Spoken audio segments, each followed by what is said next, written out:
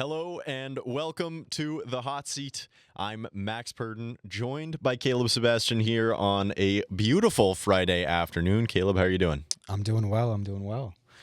Now, before we get started, quick disclaimer. The opinions expressed by either myself or Caleb on this show are not necessarily reflective of those of Toronto Metropolitan University or Spirit Live. Did you know that, Caleb?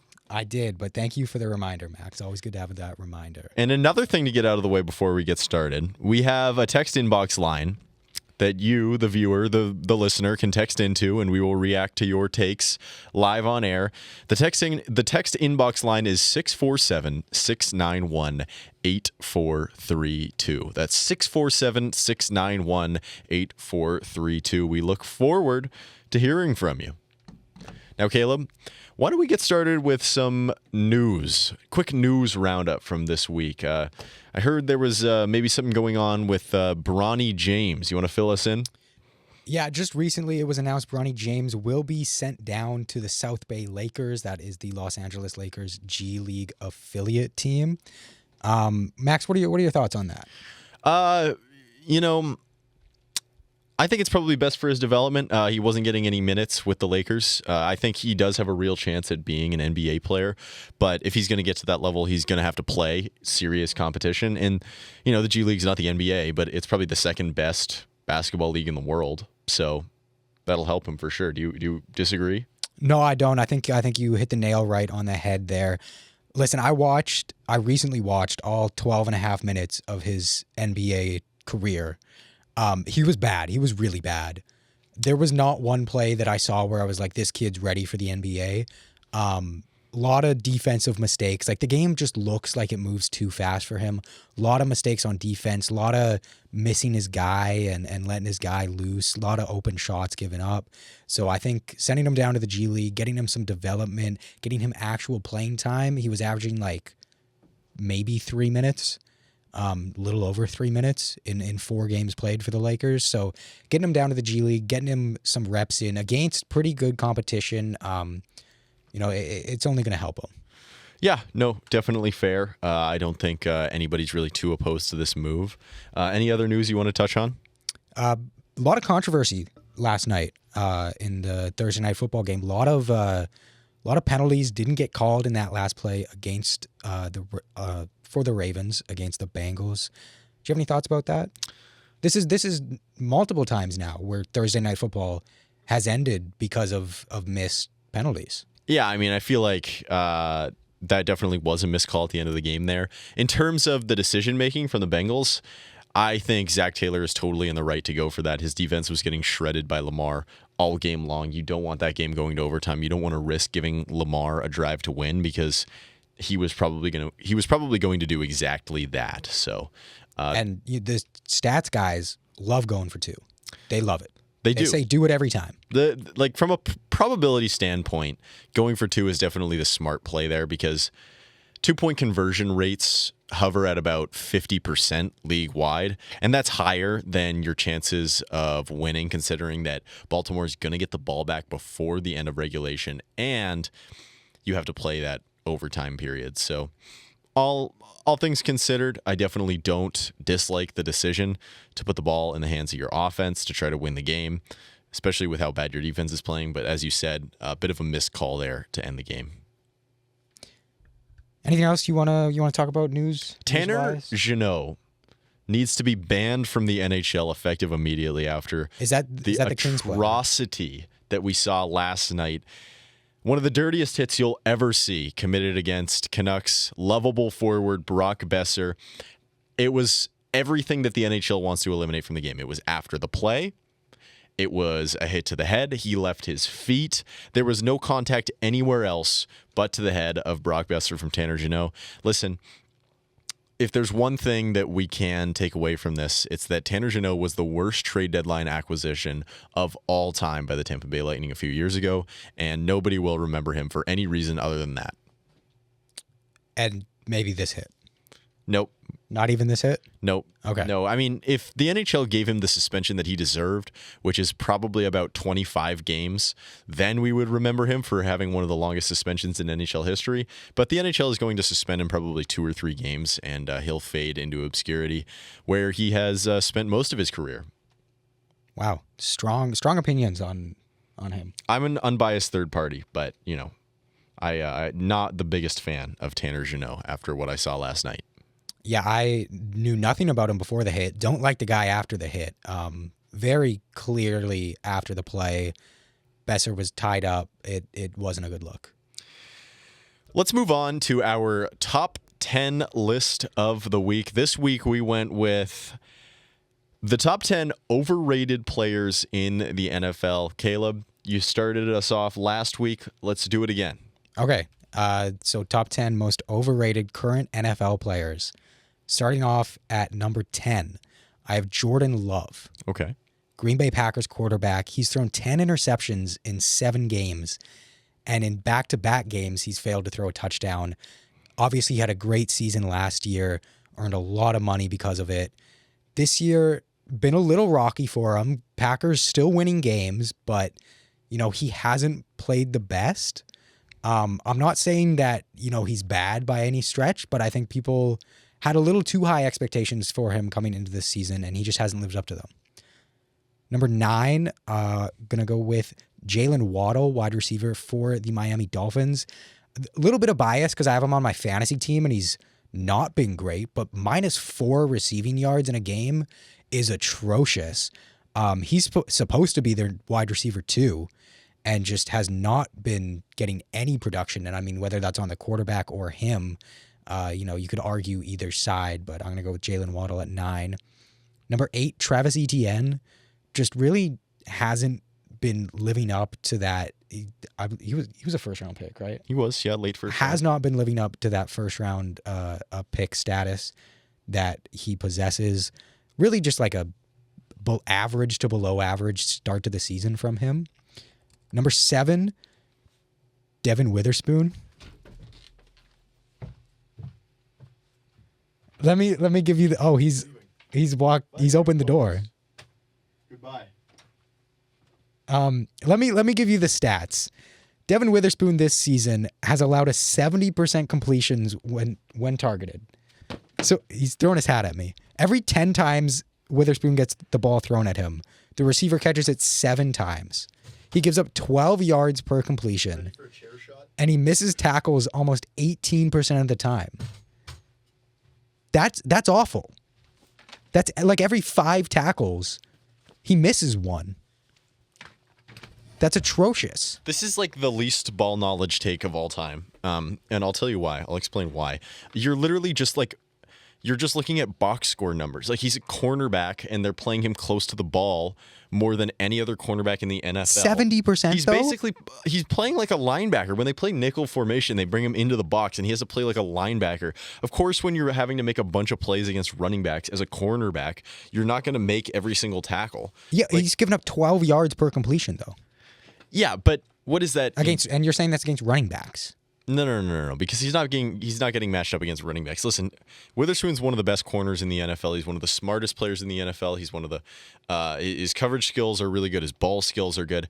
There's a reason why he doesn't have any picks this year, and the reason is nobody's throwing at him. If you watch the Seahawks games, the bulk of the targets go against whoever is playing in the cornerback spot opposite Reek Woolen on the outside.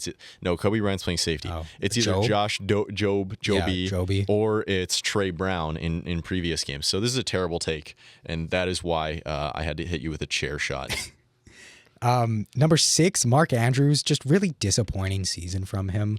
He was projected to be one of the top tight ends in the league, and I mean, he has been for the past couple of years, but just not the production you want out of him. Obviously, Baltimore got a couple of really good tight ends in their lineup, so Mark Andrews not living up to that doesn't overly affect them because they can kind of rely on Isaiah Likely for the tight end position. But yeah, really bad start to the season for Mark Andrews.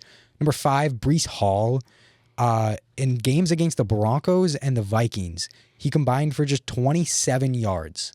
27 yards in 2 games is brutal. He had 4 yards versus the Broncos. Absolutely atrocious.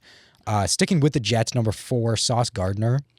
He allows over 17 yards per reception, which is the highest among all starting cornerbacks in the league.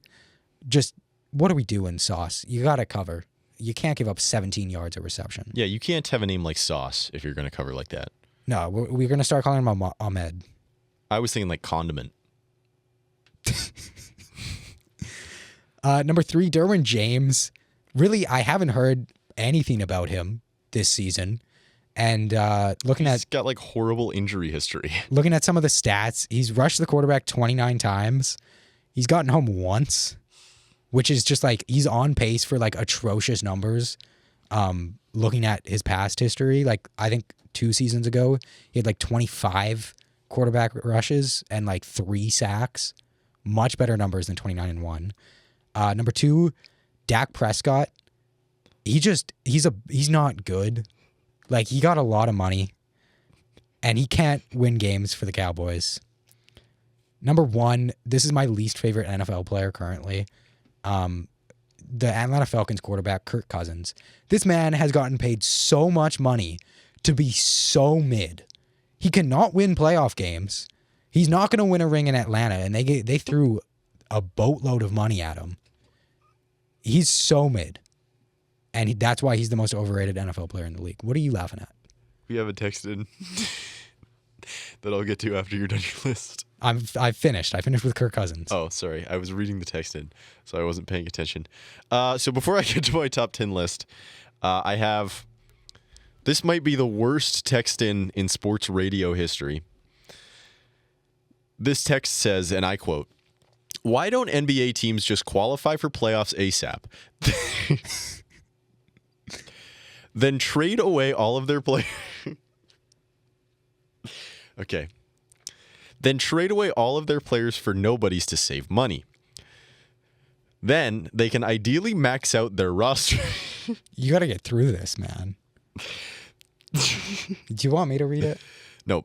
Then they can ideally max out their roster spots plus 2-way G League players. Playoffs come, and in the first game, each player injures 2 opposing players on purpose until the opposing roster is empty. Sure. They will get suspended. But by my calculations, the team should make it to the conference finals since the opposing team would have to forfeit. By then, the first few players should be unsuspended and maybe make the finals. I know it's not a guaranteed chip, but most teams don't even make the finals, I think. Let me know your thoughts.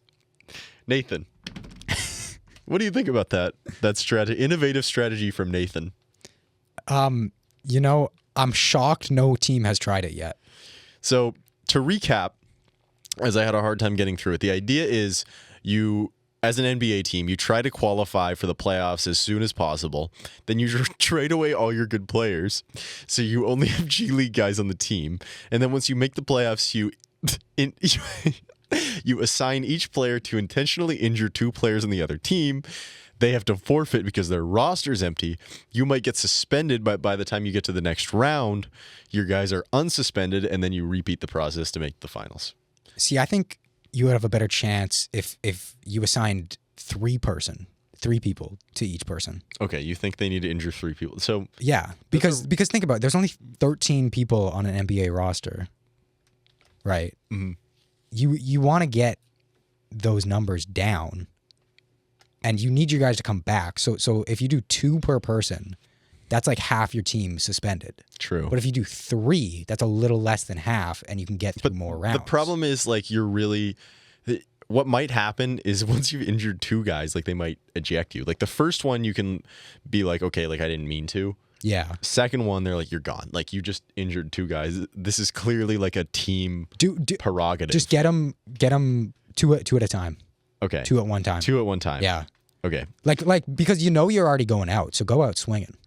So if you want to contribute to the conversation, once again, our text inbox line is 647-691-8432. That's 647-691-8432. Thank you, Nathan, for the worst text in sports radio history. As for my top 10 list for overrated NFL players, the top 10 most overrated NFL players.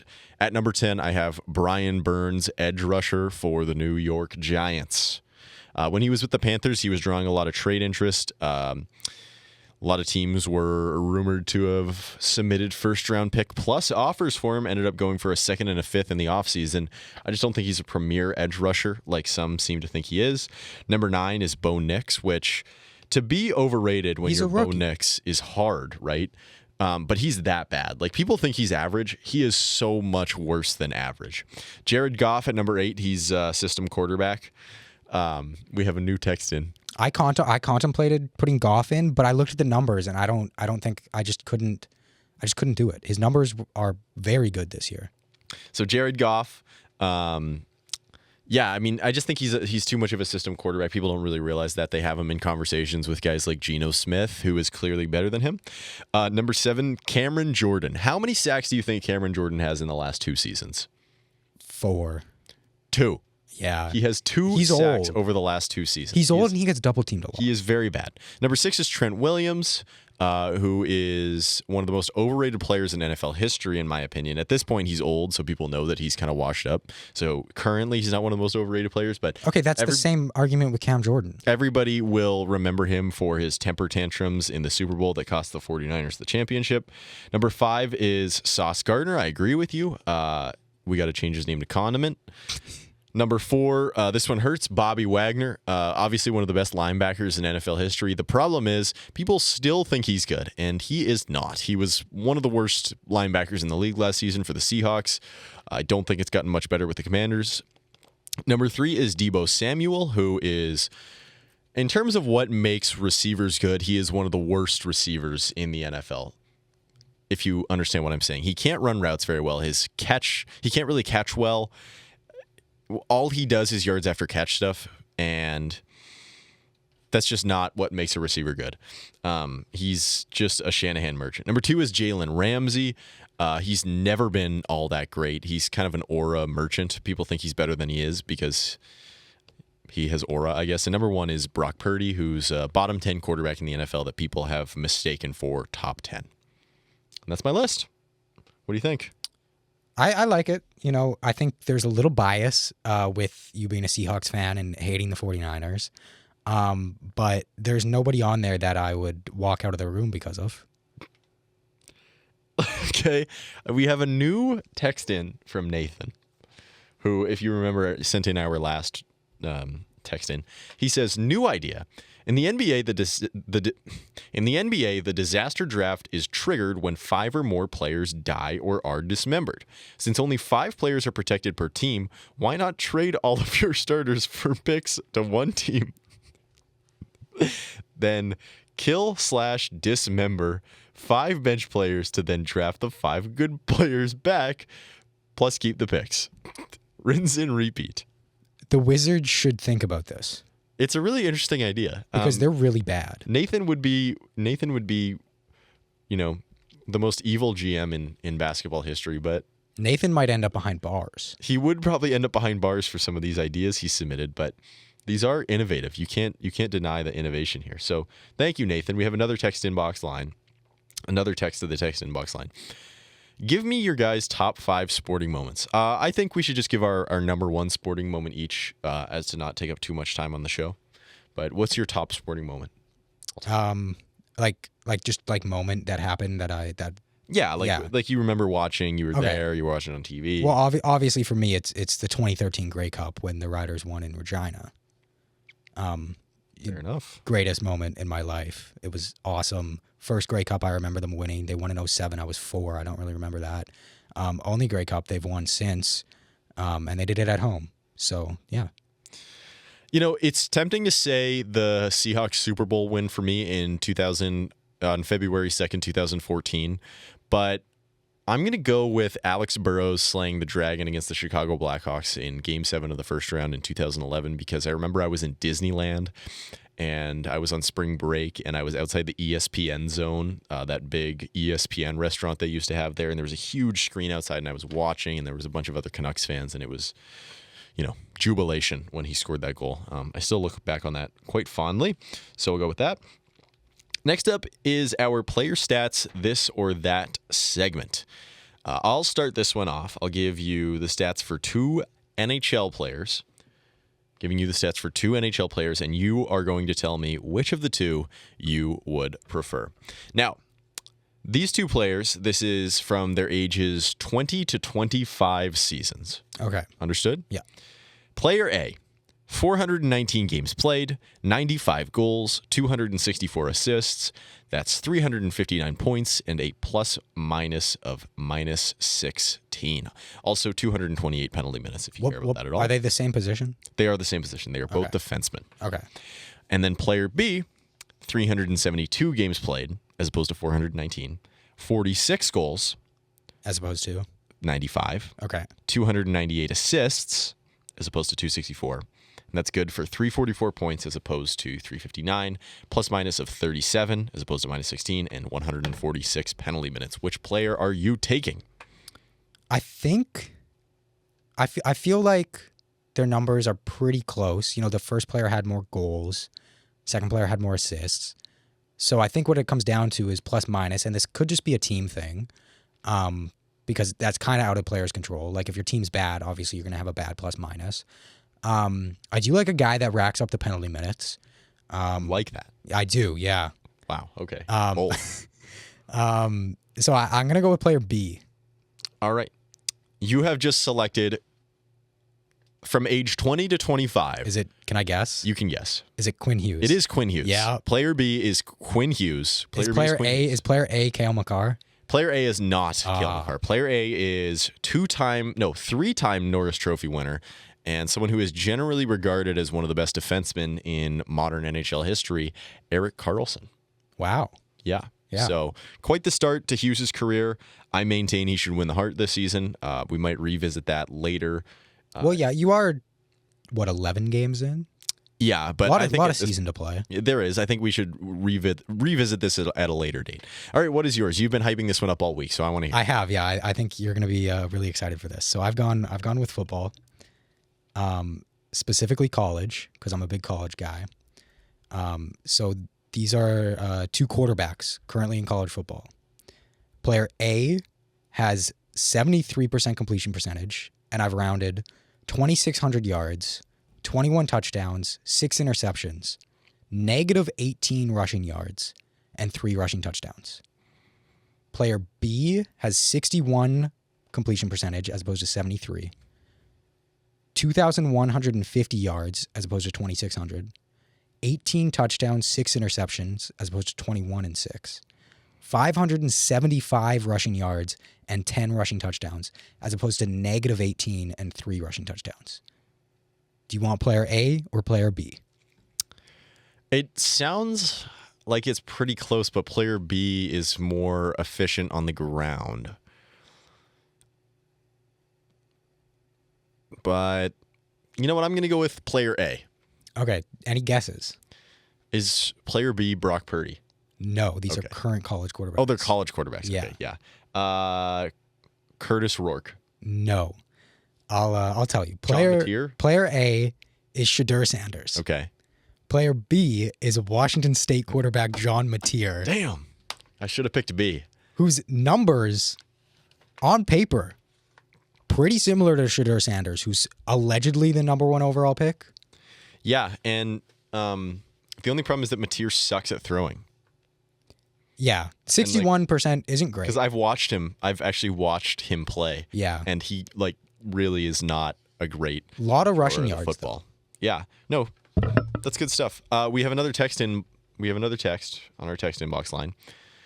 This is from Big J, who is Sask born. Wow. It's a 306 number. Is that Regina? Yeah, that's the Saskatchewan area, yeah. Big J says, can tell someone is a Seahawks fan with that top 10 list. He's probably talking about yours. I guess when DK has one good game every 6 weeks, give him the gold jacket. Best sports moment is easy. Sid the Kid with the golden goal on home soil.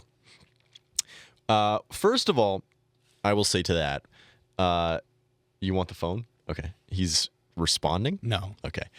For the first thing I'll say to that is that it's difficult for receivers to put up consistent performances game to game because game plans on either side change so much game to game.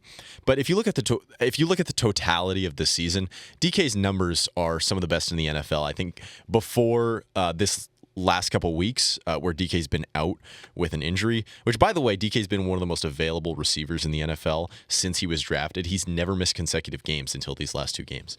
So if you look at the totality of the season, he had some of the best stats in the NFL. So I would definitely disagree with the idea that DK's anywhere near that top 10 most overrated list. Yes, he does leave a little bit to be desired, especially with his frame. You'd think he'd be better catching contested balls, but I think overall he's still a really good receiver. Do you want to get into your Hawk Talk?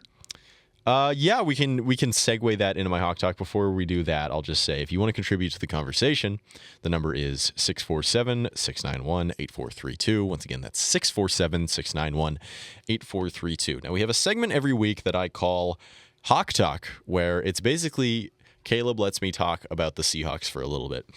So the Seahawks are on bye this week, so I think it's better to look back at the last game against the Los Angeles Rams last Sunday, the one that I was really dreading. If you listened to the show last week, you'll know that, because I just didn't have a lot of hope about this team going forward. They looked like such a mess against Buffalo the week before, and for the most part, they looked a lot better. I think the way that the defense played restored optimism to a lot of Seahawks fans. They looked more organized. They looked better coached. They were tackling better. They were aligned better. They were fitting the ball better on run plays. Their EPA was better. Everything was better. The process showed it. The results showed it. And despite all of that, they lost in overtime. Part of that was because of offensive inefficiency, which I would argue was not Geno's fault. I'll get to that in a second. Part of that was questionable refereeing. There were some really weird calls against the Seahawks. They were just kind of getting hit at the worst times all throughout the games. There was multiple big plays to JSN that were called back for holds. There were multiple PIs on Reek Woolen that were questionable. Well, let's get back to Geno and the offense. So it's easy to blame Geno in the offense when Geno has 3 picks. The offense only scores 21 points. But I think Geno on the game was good. I think his interceptions were pretty fluky. The first one you saw just bounced out of JSN's hands. The second one was he was attempting to throw it out of the back of the end zone, which doesn't really look like it, but in his post-game press conference, he confirmed he was trying to throw it out the back of the end zone, and his arm was hit. If you look at the film, you can see his arm was hit, and that one was returned for 6, so that was unfortunate. And then the third one, A.J. Barner is coming across the line of scrimmage behind the offensive line, and a defensive lineman holds him, which twists his body as Geno's releasing it, and he can't get his hands on it, and it's intercepted by a diving defender. So on the whole, I think Geno had a good game. I think the defense looked better, and I think really they deserved to win that game, and they're quite unfortunate to be sitting at 4-5 now going into the bye. They do have a great opportunity to put the season back on the right track against the 49ers coming out of the bye. They should hopefully have Abraham Lucas back. DK Metcalf is likely to be back, so I'm more optimistic than I was before this last game against the Rams. I think they showed what they needed to show to inspire confidence in the fan base and in the rest of the NFL, but still, it is looking like it's going to be a bit of a disappointing season overall. You know, you fire Pete Carroll on the premise of he wasn't getting the most out of the roster, and you bring in a coaching staff that is supposed to do exactly that, get the most out of the roster, and they just haven't done that to date. So those are my thoughts on Hawk Talk. Thank you for that, Max. Very informative this week. A lot of thoughts, especially for a bye week. I'll hop into Rider Talk here and give you my thoughts. Obviously, big game last weekend, the West semifinal versus the BC Lions, and the Riders at home took care of business against Vernon Adams Jr., and the BC Lions. Overall, I watched 16 of their 18 regular season games. Overall, I think this is the best game that I've seen from them all season. Trevor Harris is statistically the most efficient quarterback in CFL playoff history. And I mean, he lived up to that title in this game against the BC Lions. He was efficient and effective with his throws. He's not going to do anything flashy. He's not a flashy player. He's not going to make those big highlight reel plays, but he's going to get the ball to the receivers, and that's really all you can ask him to do. Now, the Riders went into this game with an interesting strategy, an interesting approach. They started both AJ Ouellette and Raquel Armstead at their running backs position. They hadn't done that all season. Those two players had never played in a game together prior to the playoffs. And that 1-2 punch of Ouellette and Armstead really wore down this Lions defensive front. And I mean, you could see it towards the end of the game. That defensive front was tired. Ouellette was getting 10, 12, 15-yard rushes at a time and really just was able to put the game away for the Riders. Flipping to the other side of the ball, defensively, the Riders had been the best at stopping the run all season, and that continued in their game against BC. Both Vernon Adams Jr. and William Stanback couldn't do anything on the ground against this Riders front seven. It was great to watch. Additionally, the Riders won the turnover battle. They forced VA to throw 3 interceptions, including 2 that helped close out the game by Nelson Lacombo and Roland Milligan Jr., who should have been MOP, but that's a story for another time. They won the turnover battle, and the last time Vernon Adams Jr. played the Saskatchewan Roughriders was earlier in the season. I think it was week 7 or week 8, and he lit them up. He went for 450 and 4 touchdowns. The Riders really adjusted their game plan to playing him again, and you know, they put a stop to him in what is likely to be his last game as a member of the BC Lions. I was really happy with how the defense played. The one nitpick I have for the Riders is when they play this soft zone close to the end of ball games, when they're just not trying to give up the big play, they play like 12 to 15 yards off the ball, and they give up wide open 10-yard hooks.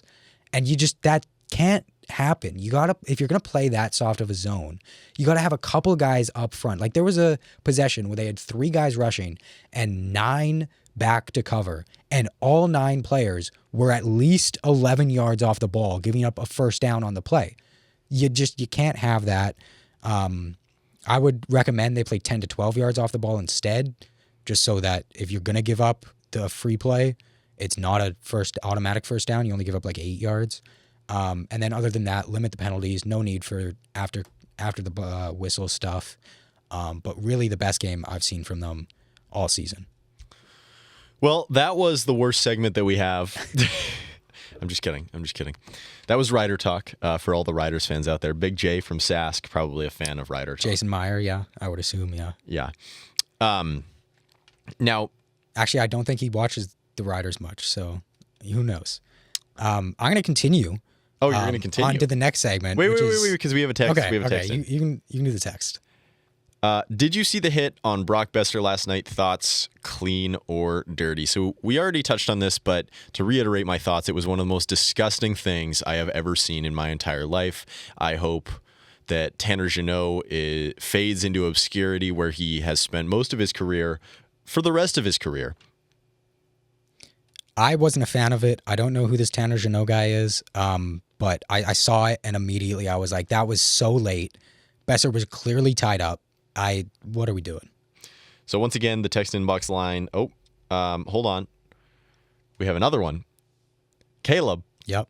Thank you for your stats about Washington State's quarterback. My question is, do you think Washington State will make it into the playoffs in their new dumb division? I don't, and strictly because Boise State is so good and beat them. I think had Washington State beat Boise State, then they had a really good chance. But for them to make the playoffs, a lot of things need to fall into place. They now need Boise State to go undefeated the rest of the season and win the Mountain West. That's not that unlikely. They need that to happen. That could happen. That could happen. They also need Alabama to lose again. Because once if a 3-loss Alabama team makes the playoffs, what are we doing? The SEC bias is crazy. They need Alabama to lose again. They ideally need one of Tennessee or Notre Dame to lose a game. Ideally, Notre Dame loses to like Florida State for Washington State to jump ahead. And then they pretty much need everybody in front of them to lose at least one more game. Well, they're ranked 21st. They only have to jump, 10 or so spots in the ranking. And this is all assuming they go undefeated the rest of the way. And Washington State obviously needs to go undefeated the rest of the way. Honestly, like if you look at the teams they're playing the rest of the way, they are likely to go undefeated. It's pretty easy the rest of the way. Oregon State will be the biggest hurdle there. The other teams, like, they're enormous favorites. Let's move on. Once again, 647-691-8432 if you want to text in. It's time for the hot seat. This is where we share our hottest take of the week. Caleb, you want to start us off? I can start us off. Yeah, we're gonna jump to the NBA world, and I'm gonna talk about how Coach Mike Budenholzer is the most overrated coach in the NBA currently. So if you don't know who Coach Bud is, he's currently the coach of the Phoenix Suns, previously the coach of the Milwaukee Bucks, and before that, the Atlanta Hawks.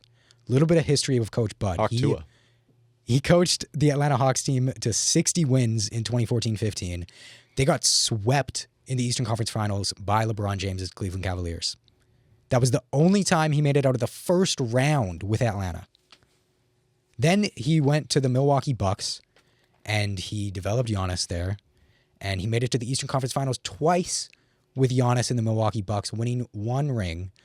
There was definitely a chance for him to beat that 2019 Raptors team with Giannis in the Bucks, but he decided to coach like he was in high school and would sub 5 on, 5 off for whatever reason. I don't know why you wouldn't play Giannis the entire game, but that was a really poor coaching decision. And now he's with the Suns, who you can look at the record and say, okay, they're 7-1. Like, clearly he's doing something right. I could be the head coach of the Phoenix Suns and be 7-1 right now. The Suns team that he inherited is already great. He hasn't done anything to this team that Monty Williams couldn't have done last season. I mean, they have Kevin Durant, they have Devin Booker, they have Bradley Beal. You could put a potato chip as the head coach, and they'd still probably be 7-1. So Mike Budenholzer, overrated. I'm not going to put up too much of a fight to that take. I definitely think that Coach Bud has used some questionable tactics in the past, if you can excuse my temporary inability to speak. My hot take of the week: Christian McCaffrey cannot save this 49ers offense. So the way that this 49ers offense is constructed is entirely north-south stuff. There is very little behind the line of scrimmage, yak opportunity stuff, despite the fact that they have a guy like Deebo Samuel, and despite the fact that they have been super yak heavy basically for Shanahan's entire time in San Francisco.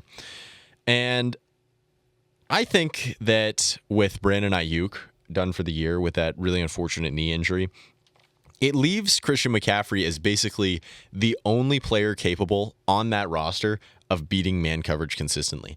And to add to that, I think the reason why McCaffrey has been so successful against man and why the stats reflect that is because typically, if you know football at all, you know that linebackers are usually the one manned up against a running back, correct? Yeah. So I think what teams are going to do now that McCaffrey is back is they're going to just sit in a formation with an extra defensive back, whether that be nickel, whether that be dime, and they're going to match up your slot cornerback against McCaffrey because he is the only threat to beat man coverage, and they're going to sit in that all game, and they're going to do stuff like they're going to stack the box so that McCaffrey can't run. They're going to play a bunch of man coverage because these receivers can't really do anything about it. And I think just overall, I mentioned this earlier in the show, Brock Purdy is just bad, and he hasn't been great this year. And I think without Ayuk in the fold, who's their best receiver, he is really going to struggle. He's really going to struggle. And I think whether or not McCaffrey is back, it doesn't really matter. And, last point that I'll make, can we really rely on a guy like McCaffrey with this injury, with his age, to be back to 100% the rest of the season? I don't know, right? Like tendonitis in your ankle, in your Achilles, in both Achilles, that's a big deal. That's a big deal for a guy at his age. Like, he's only 28, but in running back years, that's old, right? So I just think there's a lot of hype about the 49ers with McCaffrey coming back, and I understand it. I know that this offense has looked better in the past with McCaffrey there. I'm not sure I see it, you know? Is there any concern that if you match him up against a corner, that when he does get the ball, the corner is going to fail to tackle him, and that's where you give up the big yardage? Yeah, I mean, if you throw him on a Texas route and you have everybody cleared out and he somehow makes the play, yeah, I mean, you definitely are in a position where he could pick up big yardage, but, you know, how much are we going to see that? The thing about a Texas route is that you have to run it in a formation where you have no running back help, right? And can that 49ers offensive line hold up? And the other thing too is that Texas routes are completely useless against zone. And I'm just keying in on Texas routes because that's like the number one running back man beater. But like, I don't know. There's no easy answers. Even with McCaffrey back, who's like a cheat code, there's no easy answers on this test. We have another text in from Big J. He says, college takes are great. So who you got in Alabama versus LSU? Do you agree that whoever loses, then the season is over for them? I would take Alabama over this LSU team. And yeah, I would agree that this is a very big game for both programs this season. A 3-loss Alabama team, like I said, the SEC bias is crazy when it comes to the committee, but you look at a 3-loss Alabama team losing to Vanderbilt as well.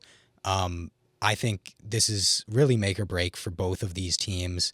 I don't think there's much of an argument for a 2-loss or even a 3-loss LSU team, depending on how the rest of the season goes for them. So really, I do think that LSU, Alabama, whoever loses has to be out of the playoff race. Which victor would be better for Washington State? Probably LSU. That's what I was thinking. Yeah. Yeah. Because that moves Alabama down to 3 losses. And this LSU team, I feel like, is susceptible to losing more down the road. I'm not entirely familiar with the rest of their schedule, but it's SEC teams, so I feel like anybody could beat anybody. So yeah, I feel like LSU is the best outcome for a Washington State playoff run. All right, it's time for our world famous segment, which is called We Are Obviously Trying to Go Viral on Short Form. This week I have a trivia question for you. It's another logo trivia question. Can you name the NHL teams whose logo is a perfect circle? You have 1 minute. I'm starting the clock. How many are there? There are 1, 2, 3, 4, 5, 6. There are 6. You have 1 minute starting now. Bruins, yes. Islanders, Yes. Jets, Yes. the Flames. No. Okay, well that's a C. The Canucks isn't. Nope. I'm thinking through here. The Kings is like a crest. God, the Ducks is a D. The Hockey Club. Yes. Yeah. Yeah. Utah. Yeah. Not the Panthers because that's also like kind of cresty. Is there? Oh, the Canadians is a C. The Senators. No.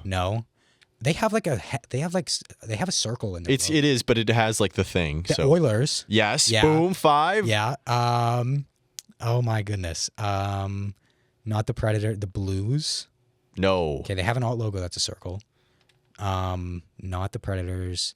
Not the Vegas. No. Okay. The time Is it the Kraken? is up. The Kraken it is also not the Kraken. It is not the Kraken. The logo that you were looking for is the Buffalo Sabres. I was not going to get that. They haven't been relevant in years. Well, what do you think of my trivia question? I liked it. I enjoyed it. It was, you know what? I did well on it. You did pretty good. You got Yeah. the first 3 back to back to back. That was impressive. Yeah. You didn't come with a trivia question for me. No. Because you suck. You didn't ask me to. And what do you want to talk about now? You want to talk about the week ahead? No. Oh, hold on. We have forgot one segment. Segment. Dumb CFL moment of the week. Thank you. So this week, again, not anything to do with a game. kind of something to do with the game. So the East semifinal in Toronto last weekend announced there was around 22,000 people in attendance, and the CFL community was ecstatic. They were so happy with this attendance number at BMO Field. And then the West semifinal in Regina happens, and they announced 24,000 in attendance, or like tickets distributed, whatever you want to call it. And people were up in arms. People were saying that Rider Nation is dead. The fans don't want to watch this football team. Why is the attendance level so low in Regina? They had 2,000 more people than the East semifinal. And I get it. You know, the East, historically, their attendance numbers are very poor when you compare them to the West. But people were on Twitter claiming Rider Nation is dead. The Riders no longer matter in Regina. That's just not true. The people of Saskatchewan suffered years of poor performances under this Craig Dickinson-led Rider team. And I think that people now, with this team being led by Corey Mace and, you know, hosting a home playoff game for the first time in a couple of years, they're still a little bit skeptical of, are we going to go back to how we were for the past 2-3 years when we were really, really bad and really, really not fun to watch under Craig Dickinson?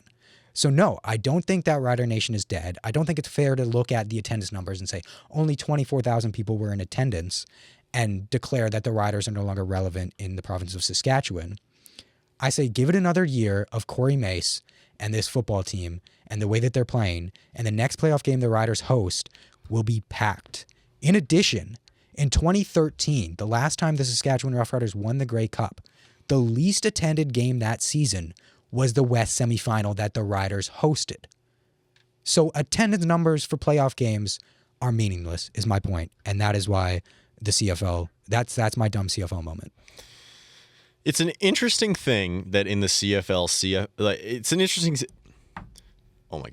interesting thing that in the CFL, playoff attendance is so faulty. It is really strange, and it's one of the biggest issues with having a summer schedule, I would say, in sports, because you see a similar thing sort of reflected in MLB, although MLB playoff games are insane with their attendance. But as you get later in the season and it starts to get a little colder, people just don't want to show up. So. Well, that's the issue with having these playoff games in November is typically it's cold. If you're hosting a game in Regina or Winnipeg, there's like a good chance that it's going to snow or it's already snowed.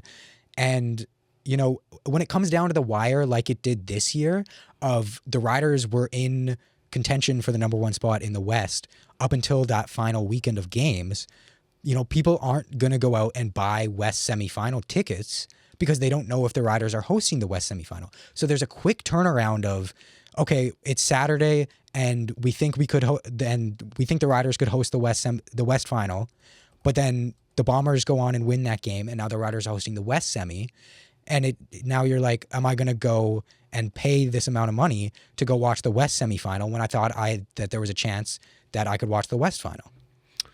Well, Caleb, thank you for that very passionate rant. We're going to enter the final stretch of our show today. We're going to talk about the games ahead, the week ahead. I'll just quickly run off some of the games that we have in the NHL today. Red Wings take on the Maple Leafs tonight at 7 o'clock. Penguins face off against the Capitals in a classic Sid versus Ovi matchup. The Golden Knights take on the Kraken in the battle of the expansion franchises, and the Wild take on the Ducks. Tomorrow, the Canucks return to action against the Edmonton Oilers, their first game against the Oilers since that playoff series that went to 7 games in the second round last year. Other notable games tomorrow include the Canadiens take on the Maple Leafs. Canadiens will get the Leafs on the second half of a back-to-back. Austin Matthews was retroactively put on injured reserve today. He will probably miss the next 2 games, which is very unfortunate for my fantasy team. Bronny James makes his debut tomorrow for the South Bay Lakers. It is a sold-out game. That's crazy that he got a G League game sold out. I don't know if I've ever heard of that. It's not at all surprising to me. The James family name holds a lot of weight in the NBA community. That phenomenon is reflected in the demand for tickets. I wrote that today in our journalism class. That's verbatim what I wrote. Wow. Yeah. It was a great article. I read it. Yeah. Yeah. Do you have anything else you want to talk about that's coming up this week? Well, obviously tomorrow, the CFL divisional finals, you have the Toronto Argonauts traveling to Montreal to take on the Alouettes, and you have the Saskatchewan Roughriders traveling to Winnipeg to take on the Blue Bombers. Spots in the Grey Cup on the line, so it should be two very good matchups tomorrow. I will be sweating. I will be nervous. It will not be a fun day for me, but I will be cheering on the Riders hard. Well, thank you, everybody, for listening. Follow us at The Hot Seat SL on YouTube, Twitter, that's X, Instagram, and TikTok. From Max Purden and Caleb Sebastian, live from the Allen Slate Recording Institute at Toronto Metropolitan University. Thank you so much for listening. We will see you all next week.